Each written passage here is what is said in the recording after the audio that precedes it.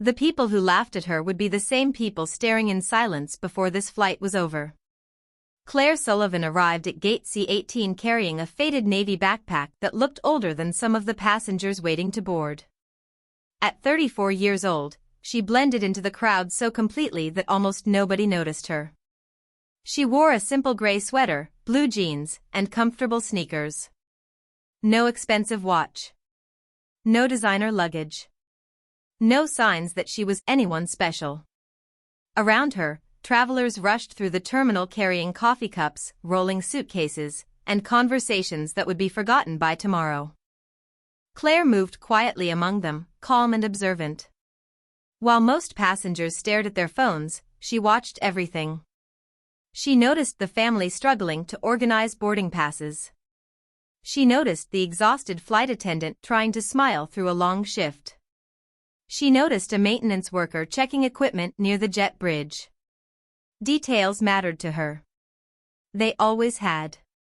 The flight from Denver to Dallas was nearly full. Business travelers crowded the priority boarding lane. A few passengers glanced at Claire and immediately looked away. To them, she was just another ordinary woman traveling alone. When boarding finally began, Claire waited patiently until her group was called. She never pushed forward. She never complained.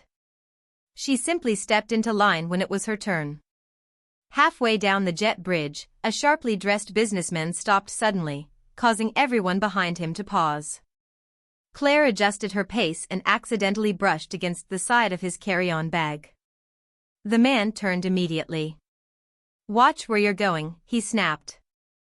Several nearby passengers looked over. Claire offered a small apology. "Sorry about that." The man shook his head and muttered something under his breath before continuing toward the aircraft. A few people smirked. Claire didn't react. She simply kept walking. Inside the cabin, she found her assigned seat near the rear of the plane. Row 28. Window seat. She carefully placed her backpack beneath the seat in front of her and sat down. Across the aisle, two passengers were discussing investments and luxury real estate. One of them glanced at Claire's worn backpack and smiled knowingly at his friend. Neither bothered lowering their voices. Claire looked out the window and ignored them. Outside, the setting sun painted the runway in shades of orange and gold. Aircraft taxied in the distance. Ground crews moved efficiently beneath the fading light. To most passengers, it was just another evening flight. To Claire, every flight carried its own rhythm. Every aircraft told a story before it ever left the ground. She rested one hand on the armrest and listened. The distant hum of engines. The airflow through the cabin. The sounds of preparation before departure. Habits formed long ago never truly disappeared. A flight attendant walked past, checking overhead bins. Claire noticed a faint crease of concern on the woman's face. It lasted only a second before the professional smile returned. Most passengers missed it. Claire didn't. As the cabin doors closed and the safety demonstration began, laughter drifted from several rows ahead. Someone was telling a joke. Another passenger complained about delays. The businessman from earlier ordered a drink before takeoff and continued speaking loudly about important meetings waiting for him in Dallas. Nobody paid attention to the quiet woman sitting in row 28. Nobody wondered why her eyes briefly shifted toward the cockpit door when the captain made his welcome announcement. Nobody noticed the strange calm in her expression when the aircraft began pushing back from the gate. And nobody could have imagined that within the next hour, the captain of this airplane would ask a question that would change everything. The aircraft climbed smoothly through the evening sky, and within 20 minutes the seatbelt sign switched off. Passengers relaxed immediately. Laptop screens opened. Conversations resumed. Flight attendants pushed beverage carts through the aisles. To everyone else, it felt like a routine flight. Claire remained by the window, watching the fading sunlight reflect across a blanket of clouds stretching for miles below. She seemed relaxed, but her attention never stopped working. She noticed a subtle change in the engine tone long before anyone else reacted. It was small. So small that most people would never hear it. A slight variation in rhythm. A faint vibration traveling through the cabin floor. The kind of thing passengers ignored because they trusted someone else was paying attention. Claire listened carefully. Her eyes shifted briefly toward the wing before returning to the horizon. Across the aisle, the businessman who had complained earlier continued talking loudly about quarterly earnings and expensive properties. His voice carried several rows in every direction. A few passengers laughed at his stories. Claire paid him no attention. Instead, she glanced toward the rear galley where a flight attendant was securing a service cart. The woman paused for a moment and looked toward the front of the aircraft. It lasted only a second, but Claire noticed the concern hidden behind the professional smile. A few minutes later, the plane encountered a pocket of rough air. Several passengers grabbed their armrests. Drinks trembled on tray tables. The turbulence passed quickly, but something felt different afterward. Claire could sense it. Not danger. Not yet. Just a change. The aircraft no longer felt perfectly balanced. The businessman rolled his eyes dramatically. "I hate flying," he announced to nobody in particular. "Every bump feels like the end of the world." Some passengers chuckled. Claire looked back out the window. She had spent enough years around aircraft to know the difference between normal discomfort and something worth noticing. This was worth noticing.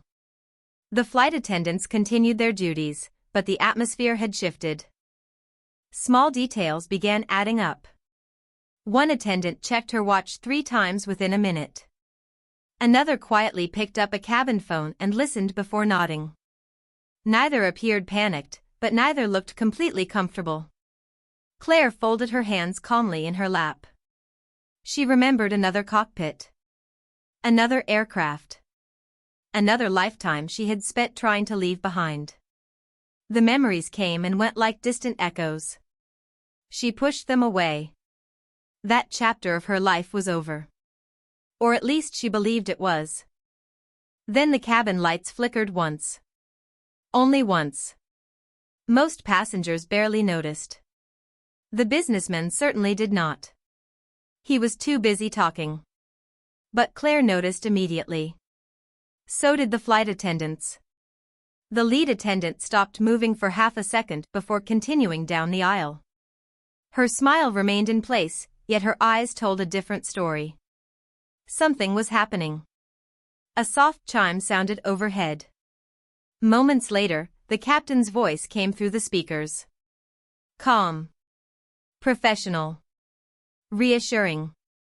He informed passengers that the flight crew was monitoring a minor technical issue and that there was no cause for concern. Several people nodded and returned to their phones. Claire did not. She stared toward the cockpit door. The words sounded calm, but the timing felt wrong.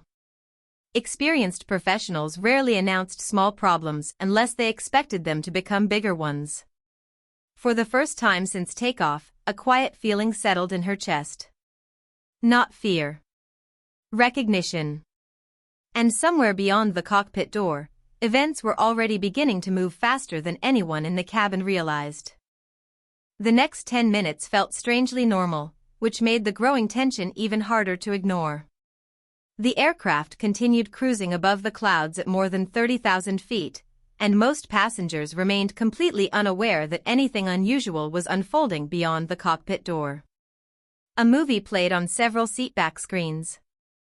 Someone laughed quietly at a joke.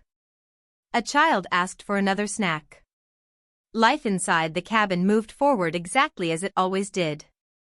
Claire watched it all in silence. The calm routine reminded her of something she had learned years ago. The most important moments rarely announced themselves when they arrived. They often began with details so small that almost nobody noticed them. Another soft vibration moved through the floor beneath her feet. This time it lasted slightly longer. Claire's eyes shifted toward the wing. The engine still appeared normal from her seat, But appearances did not always tell the full story. Across the aisle, the businessman finally paused his conversation long enough to glance around the cabin. Even he seemed to sense that something felt different now. The flight attendants had become noticeably quieter. They still smiled. They still performed their duties professionally. Yet there was a subtle urgency beneath every movement.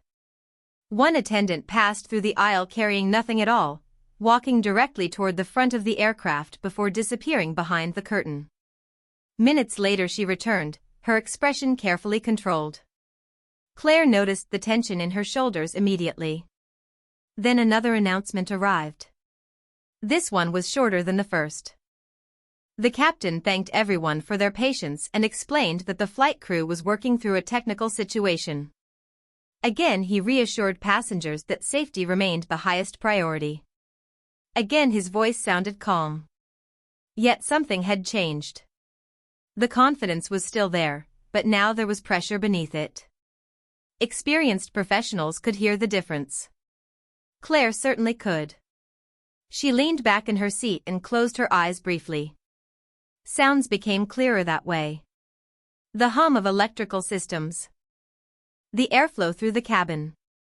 The subtle shifts in engine performance. None of it sounded dramatic. None of it sounded catastrophic. But it did sound increasingly complicated. A few rows ahead, a retired couple began discussing possible weather conditions. Behind Claire, another passenger speculated that air traffic control had changed their route. Everyone had a theory. Nobody knew the truth. Then a flight attendant approached the captain's phone near the rear galley. She listened carefully before her face lost a little color. The reaction lasted less than a second before she regained her composure. Most passengers never noticed. Claire did. Something significant had just happened. Moments later, the aircraft made a gentle turn. Not sharp enough to alarm anyone. Not unusual enough to trigger concern. Yet Claire knew commercial flights rarely changed course without a reason. Especially not after announcing technical difficulties. The cabin grew noticeably quieter. Even the businessmen had stopped talking. People were beginning to pay attention now. A mother reached over and squeezed her daughter's hand. Several passengers looked out the windows. Others stared toward the cockpit door as though answers might somehow appear there. Then the intercom clicked on again. This time there was no prepared speech. No polished reassurance. Only a brief pause. The kind of pause that made every person on board instinctively look up. When the captain finally spoke, his voice remained professional, but the strain beneath it could no longer be hidden. And the question he was about to ask would transform one anonymous passenger from the quiet woman in row 28 into the most important person on the entire aircraft. The silence that followed felt heavier than the sound of the engines. Every passenger looked toward the ceiling speakers as if they had misheard what the captain had just said. For a moment nobody moved. Nobody spoke. Then the captain repeated the question. His voice remained controlled, but there was no hiding the urgency anymore.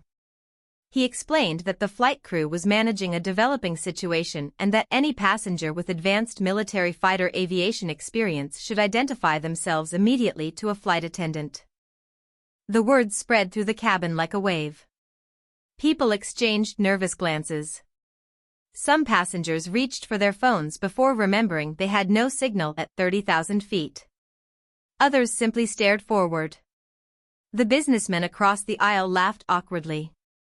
What are the chances there is actually a fighter pilot sitting back here? A few passengers smiled nervously. Nobody answered. Claire remained still. Her eyes stayed fixed on the window. Outside, darkness had begun to replace the last traces of sunset. The reflection staring back at her looked calm. Too calm. The kind of calm that only comes from experience. Several rows ahead, a man in his 70s slowly raised his head. He had been quiet for most of the flight, reading a paperback novel beneath a small reading light. Now he studied the cabin carefully. His gaze moved from passenger to passenger before finally stopping on Claire. He frowned. Not in confusion. In recognition. Meanwhile, a flight attendant hurried down the aisle speaking quietly with passengers. She asked questions. Collected information. Shook her head.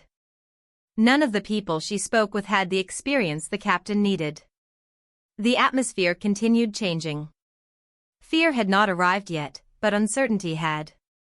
People sensed that the situation was becoming serious. Claire felt dozens of eyes turning toward the front of the aircraft. She could almost hear the collective hope that someone, somewhere, would stand up with the right answer.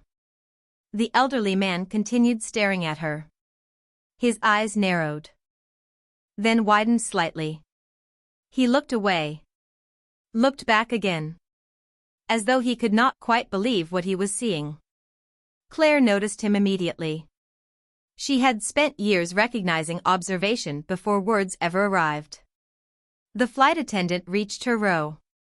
Sir and ma'am, I am sorry to ask, but do either of you have military flight experience? The businessman answered first. The closest I have been is first class. A few weak laughs followed. The attendant forced a smile and prepared to move on. Then the older man spoke. Wait.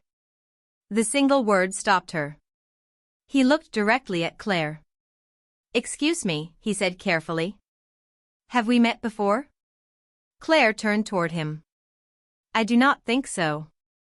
The man studied her face. The calm eyes. The posture. The way she carried herself. Suddenly his expression changed. The color left his face. He leaned back in disbelief. No, he whispered. That cannot be possible. The flight attendant looked between them, confused. Sir? The man swallowed hard. 20 years ago I worked maintenance at Nellis Air Force Base. His voice trembled slightly. There was a pilot everyone talked about. The youngest instructor to qualify on multiple platforms. They called her Falcon 7.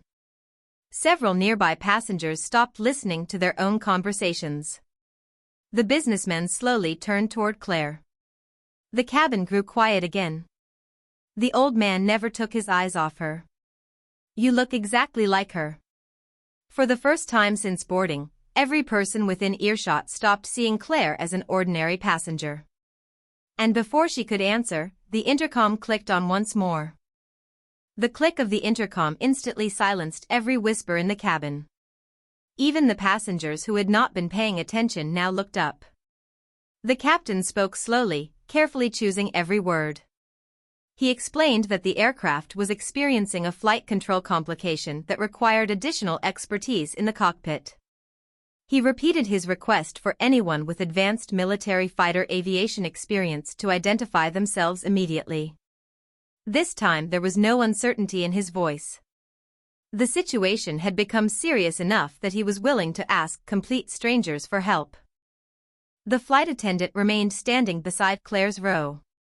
Her eyes moved from the older man to Claire and back again. Around them, passengers leaned into the aisle trying to hear what was happening. The businessman who had mocked Claire earlier folded his arms and looked unconvinced. Come on, he said quietly. Nobody goes from row 28 to saving an airplane. Nobody laughed this time. The older man ignored him completely. His attention remained fixed on Claire.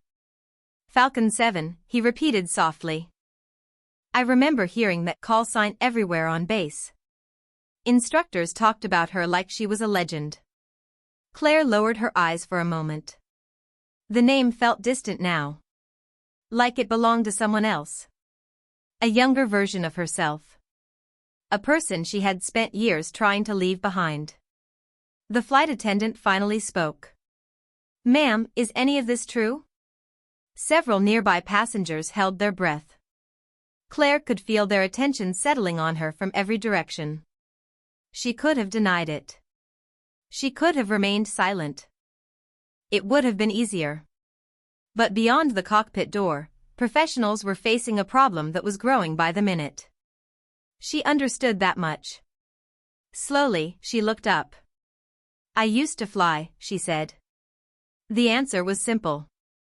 Almost disappointing. Yet the effect was immediate. The older man's eyes widened. The flight attendant froze. The businessman stopped smirking.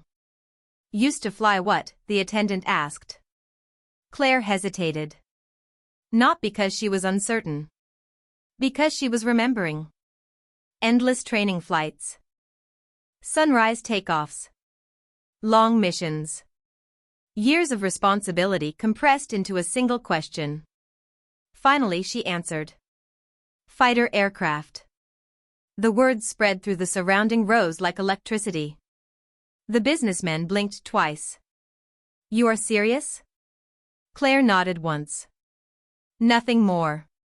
No dramatic speech. No attempt to impress anyone. The flight attendant immediately reached for the cabin phone.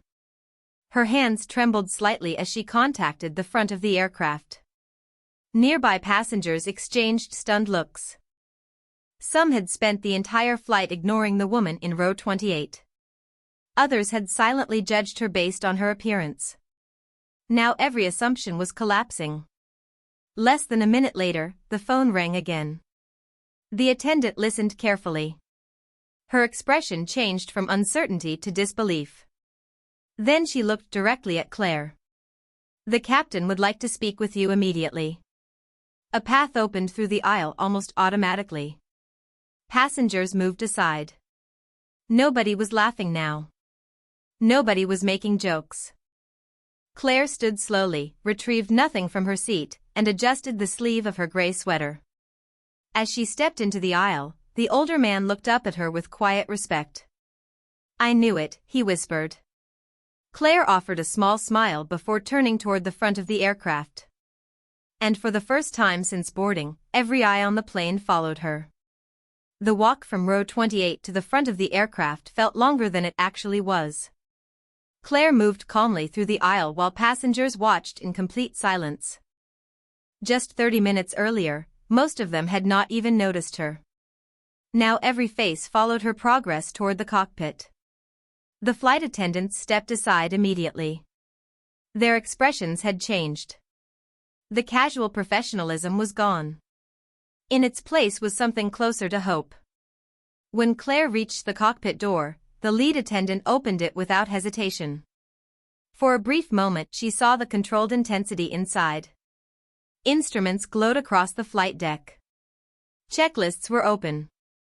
Communication channels crackled with voices from air traffic control. The captain turned toward her the instant she entered. He looked exhausted but focused. Years of experience were visible in every movement. Yet there was also relief in his eyes. Relief that someone had answered the call. Ma'am, he said. Thank you for coming. Claire nodded politely. Tell me what is happening.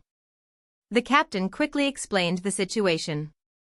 A flight control system malfunction had created increasing challenges for the crew. The aircraft remained stable, but several automated functions were behaving unpredictably. They were working through procedures, but the situation was becoming more complex with each passing minute. Claire listened without interrupting. Every detail mattered. Every word painted a clearer picture. When the captain finished, he studied her carefully. The flight attendant told me you flew fighters. Claire gave a small nod. A long time ago. The captain reached toward a tablet mounted beside his seat. May I ask your full name? For the first time, Claire hesitated. Not because she wanted to hide anything. Because she understood what would happen next. Eventually she answered. Claire Sullivan. The captain entered the name. Seconds passed. Then his eyes widened. He stared at the screen. Read it again. Then looked back at Claire. You have got to be kidding me. The first officer turned his head immediately. What? The captain slowly rotated the display toward him. The younger pilot stared at it and froze. Neither spoke for several seconds.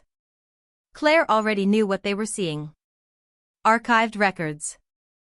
Qualification histories. Instructor certifications. Thousands of flight hours accumulated across some of the most demanding aircraft ever built. The captain finally exhaled. You were not just a fighter pilot. Claire remained silent. The first officer shook his head in disbelief. Multiple instructor ratings. Test programs. Advanced systems qualification. His eyes lifted toward her. You trained pilots who trained other pilots.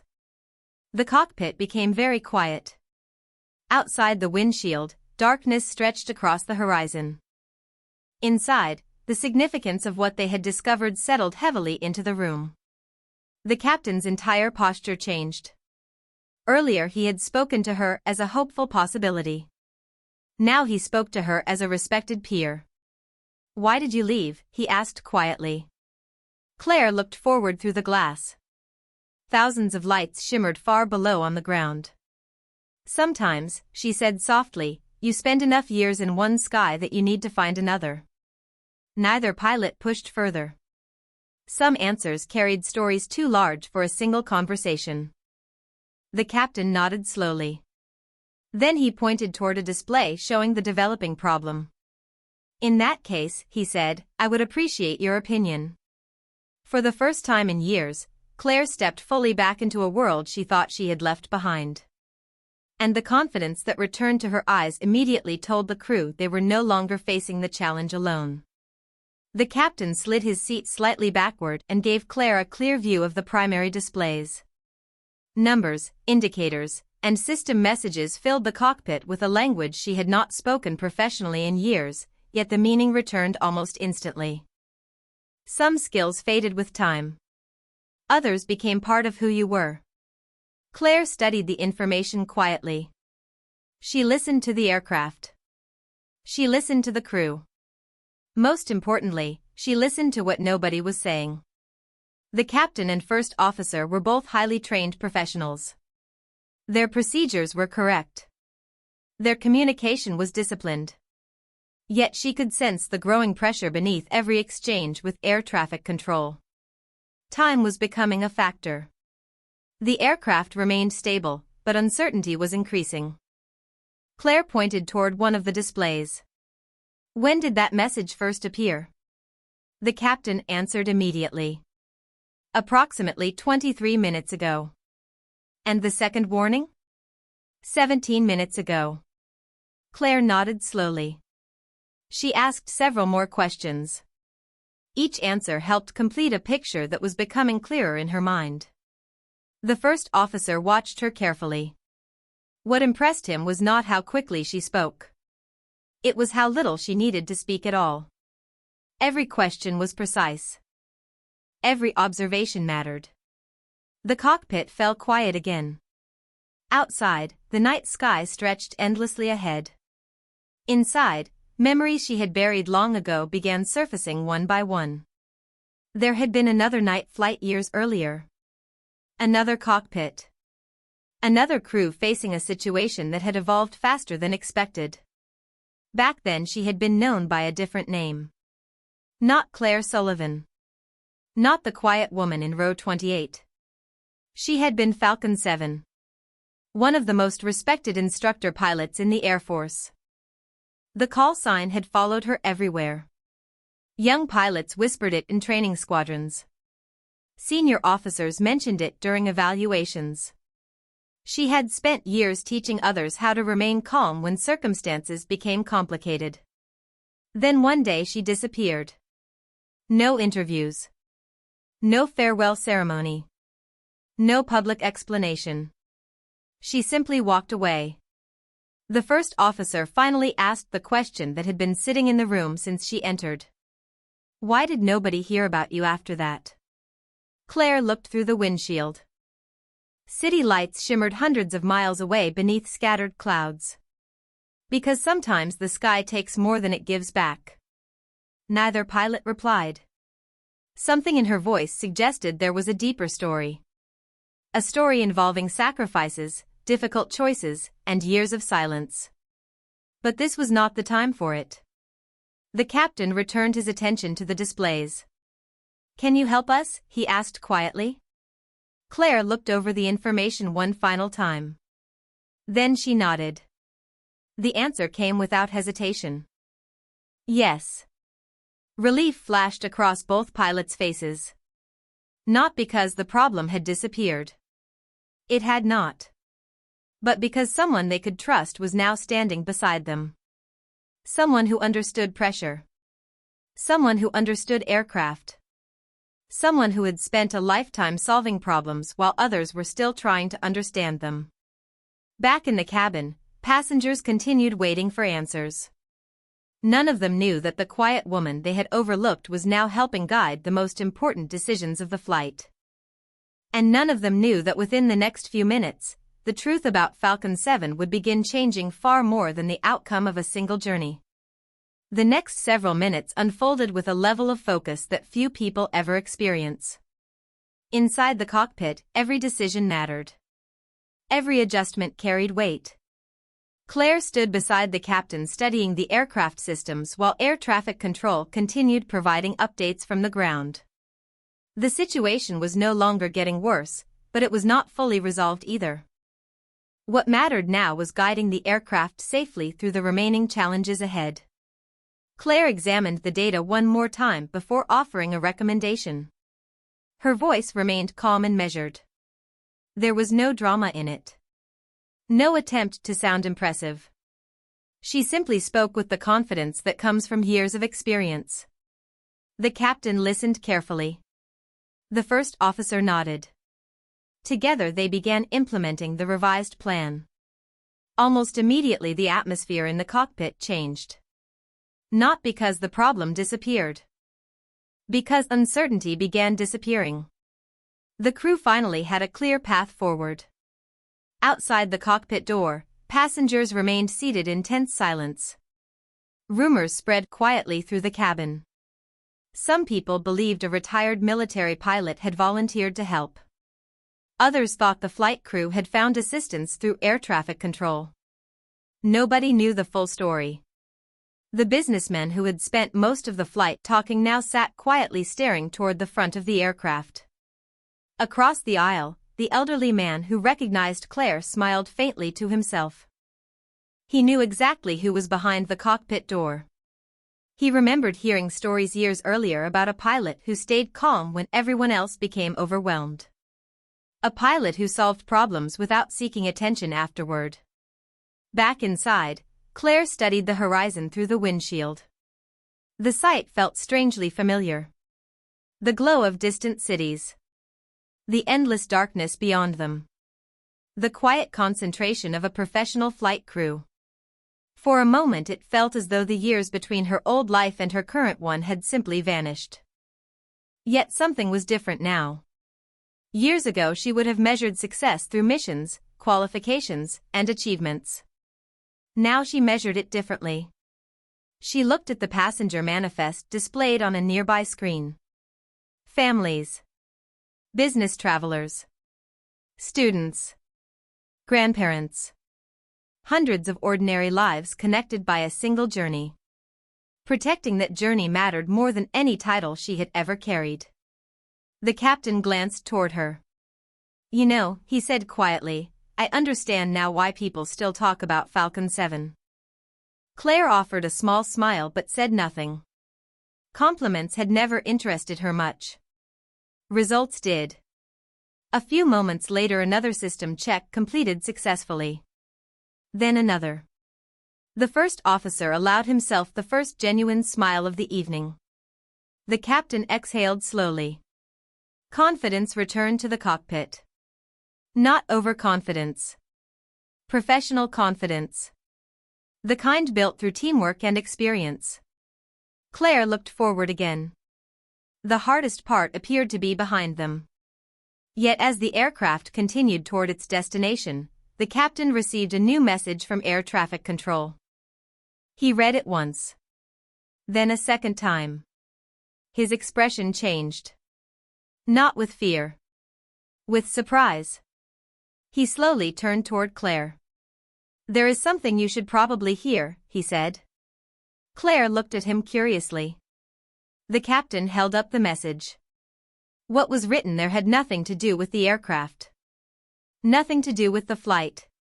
It was about Falcon 7. And it was information she had not heard in nearly 15 years. Claire looked at the message for several seconds without speaking. The cockpit remained quiet except for the steady voices coming through the radio and the gentle hum of the aircraft moving through the night sky. The captain watched her carefully. The first officer did the same. Whatever was written on that screen had reached deeper than any system warning they had faced all evening. Finally Claire smiled, but it was not the smile of someone celebrating. It was the smile of someone revisiting a chapter she thought had ended forever. What is it? The captain asked. Claire handed the screen back. The message had come from an Air Force liaison office after air traffic control verified her identity. The note was simple. Falcon 7 was scheduled to be honored at a military aviation ceremony next month. After years of searching, the organizers had finally located her. The captain looked stunned. They have been trying to find you? Claire nodded. Apparently. The first officer shook his head in disbelief. You disappeared for 15 years and they still remember. Claire turned toward the windshield. The good ones always remember their people.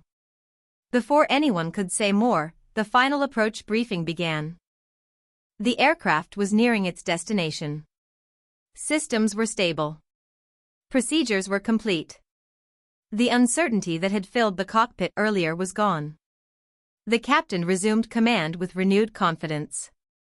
Claire stepped slightly back, allowing the crew to do what they did best. She had never wanted attention. She had only wanted to help. A short time later, the lights of Dallas appeared ahead like a sea of stars spread across the earth. Passengers noticed them too. Relief quietly moved through the cabin. Families smiled. Conversations returned. The tension that had gripped the flight for nearly an hour slowly faded away. The aircraft continued descending smoothly toward the runway. When the wheels finally touched the ground, a wave of applause erupted throughout the cabin. Some passengers laughed with relief. Others simply closed their eyes and smiled. Few of them knew exactly what had happened. But they knew they had arrived safely. Back at the gate, passengers gathered their belongings and prepared to leave. The businessman who had mocked Claire waited near the front instead of rushing off the airplane. When she finally emerged from the cockpit, he stood awkwardly in the aisle. I owe you an apology, he said quietly. Claire looked at him for a moment and smiled. You do not owe me anything. The answer surprised him more than any lecture could have. Nearby passengers stepped aside as she walked toward the exit. The older man from row 28 stood waiting near the jet bridge. I knew it was you, he said proudly. Claire laughed softly. I am glad someone did. He offered a respectful nod. Thank you, Falcon 7. Claire paused for a second before continuing toward the terminal. Behind her, passengers watched in silence. Ahead of her, airport lights stretched into the distance. She remained the same quiet woman who had boarded with a faded backpack and a gray sweater. The only difference was that now everyone understood what they had failed to see before. Respect had not arrived because she demanded it. It arrived because character reveals itself when circumstances become difficult. And as Claire disappeared into the crowd, carrying her backpack over one shoulder, the captain's final words echoed in the minds of everyone who had witnessed the flight. The strongest people rarely announce who they are. They simply show up when they are needed.